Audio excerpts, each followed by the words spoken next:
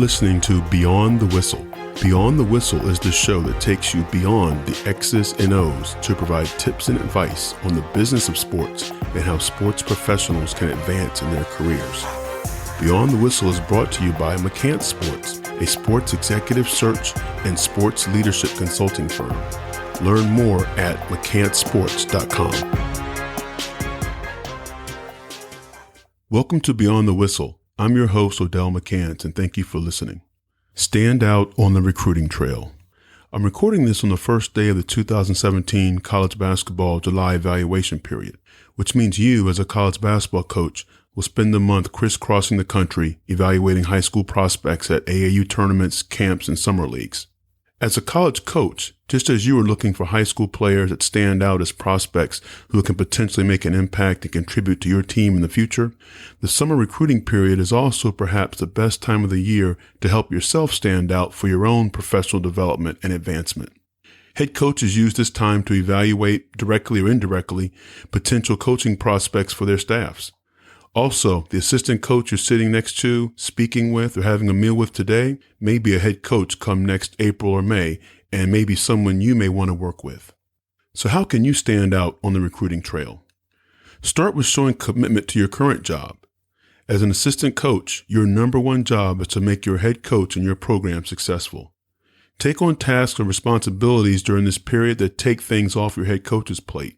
Help your head coach and your staff be organized in travel, player evaluation assignments, and reporting. Also, be prepared and organized in your own work. Have a plan for your day. Look, I know how challenging it can be at these summer events. Gyms can be spread out all across town, game times and locations can change, so can team rosters, if there are any, and player jersey numbers. Having a plan for your day will help you be productive and be viewed as someone who is organized and committed to their work. Don't be the coach who's seen as always on your phone. I know being on the phone is a big part of your job as a college coach. I heard someone say one of the differences between coaching in college and the pros is in college, when you're on the phone, you're doing your job.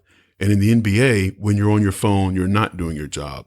Just be cognizant that phone conversations you're having are in context with where you are and who is around you. Save personal calls for personal time. Don't be the coach who's seen or heard as talking about what you did last night or what you're going to do tonight. College coaching is a great fraternity. It's one of the things I love about the profession.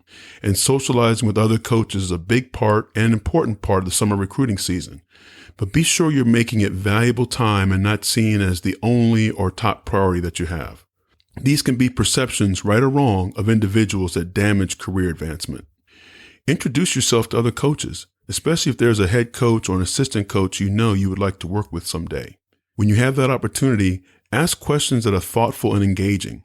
Also, add value by helping them with a challenge they may be facing. Perhaps you've had success coaching against a team in their league and have some advice, which speaks to helping others.